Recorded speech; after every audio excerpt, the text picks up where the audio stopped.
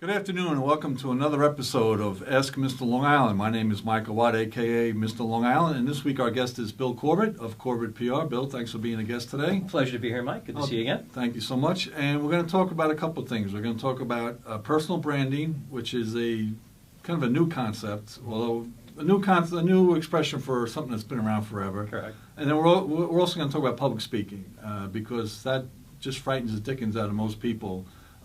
So thank you for joining us, and let's talk about personal branding a little bit. You're a public relations expert. You've been doing it since forever.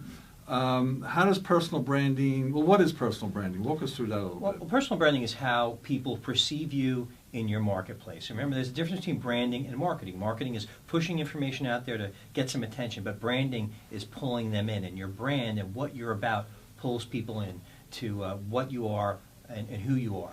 I always use that as an example when you're talking about branding. My kids were little, and it was a rain, stormy night. We're on 95, and they're getting cranky. I was getting cranky, and we're up in Westchester, which I don't know at all.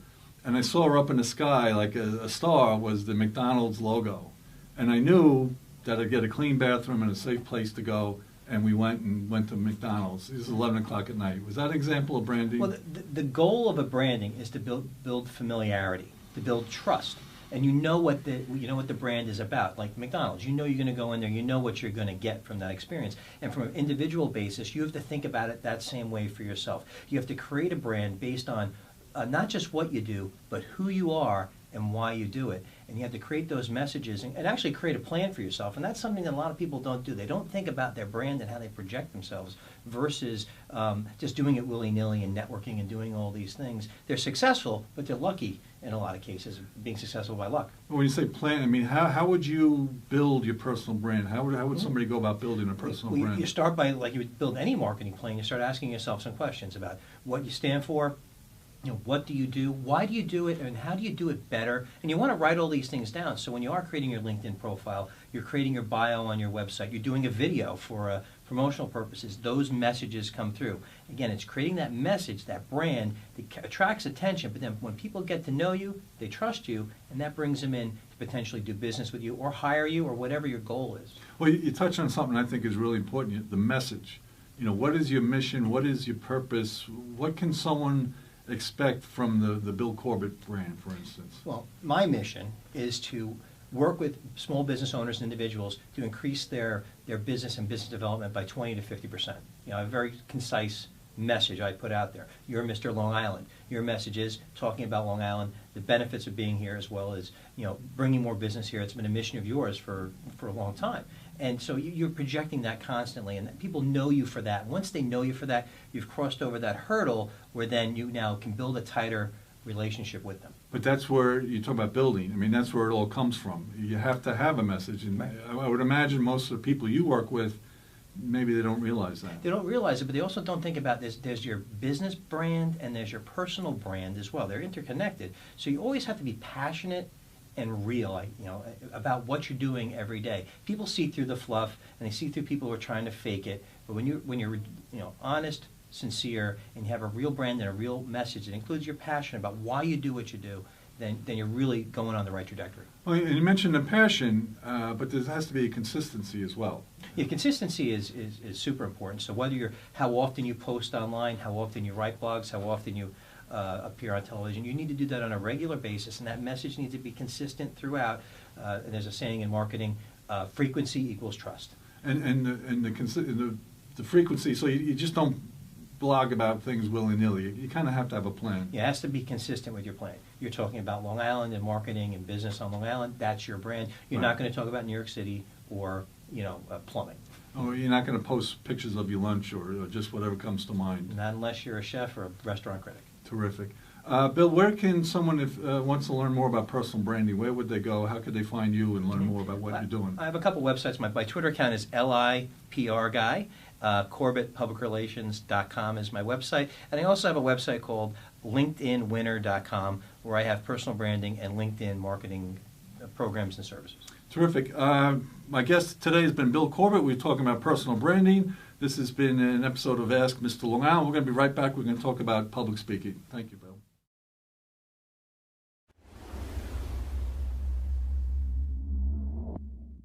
Hi, I'm Tim Stead. I'm from Star Communications. We're a marketing support company. And if you need help with your next marketing project, please call 273-1900 or you can go to our website, starcommunications.us.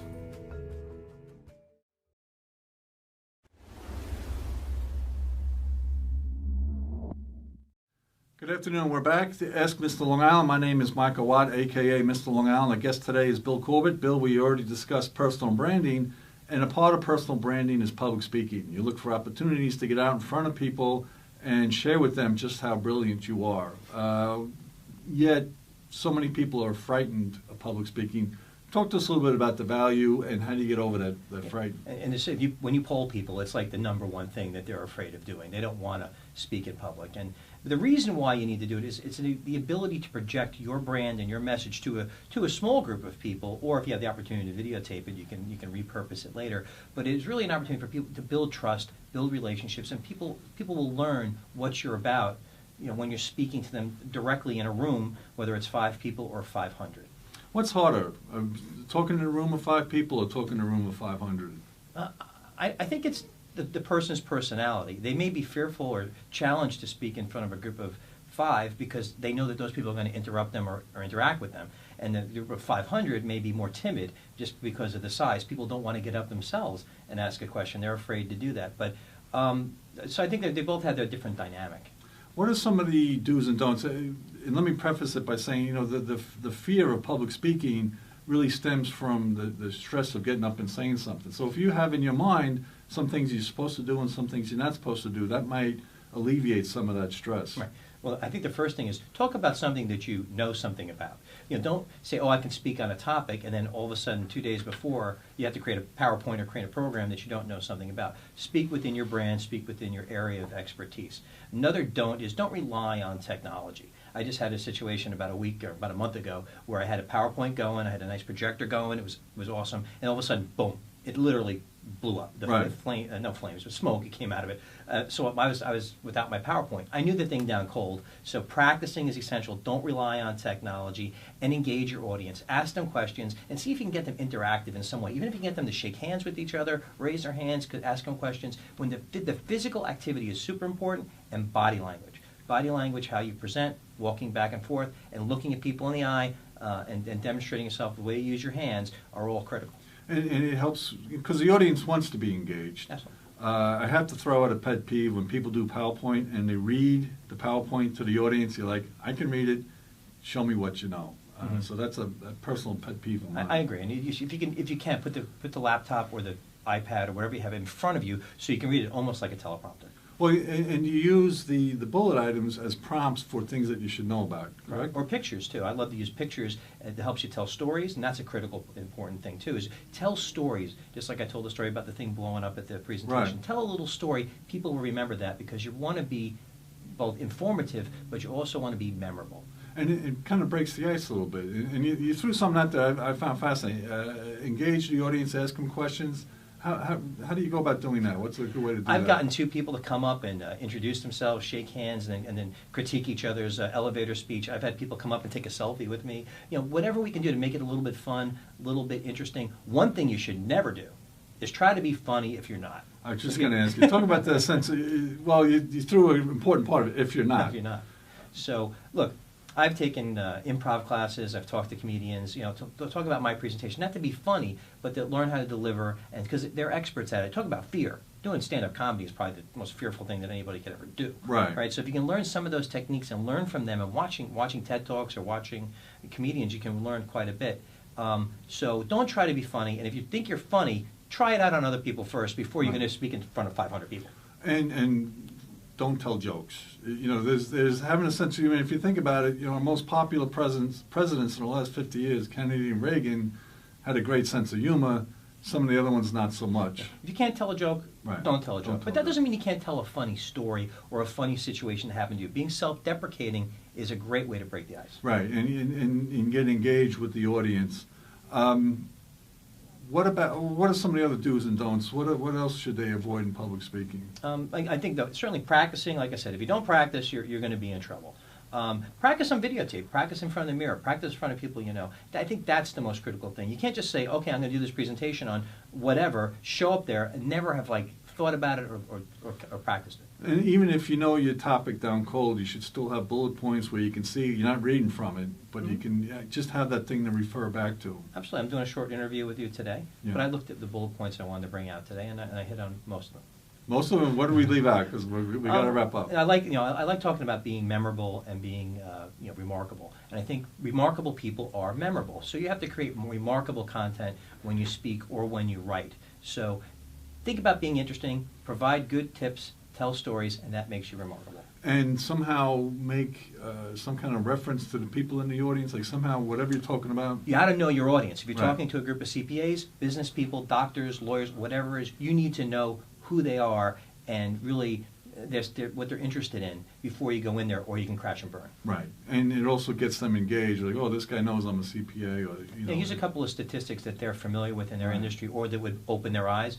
That goes a long way. Or if you have a conversation, like you're talking to a trade association, you talk to the president, you ask that person, what are a couple of issues that you're dealing Do the with? pre-interview, ask the president, ask some people, do some research before you get there. A couple of quick bullets goes a long way. So a really key to public speaking is being prepared. And if someone wants to learn a little bit more about how to give a speech, where would they go? I like Toastmasters and even reading Dale Carnegie books, looking at the TED Talks on TV, TEDx, awesome. You can learn so much from them. And you know what, a tip I gave for Fast Company recently, I was in an article, was all about if you're a leader of a group, say you become the leader of a chamber of commerce and work your way up, just being forced to be in front of people helps you become very comfortable. And it's also something a real good PR guy like yourself could help with. That's right. We can give you some training and work with video and really train people to do it the right way and be prepared. Is there a website people can go if they want some more information? They can go to my website, which is CorbettPR.com, and I also have a website for personal branding related to services called LinkedInWinner.com, and I'm LIPR Guy on Twitter. That's great. Our guest today has been Bill Corbett of Corbett PR. My name is Michael Watt, a.k.a. Mr. Long Island, and this has been yet another episode of Ask Mr. Long Island. Thanks for joining us.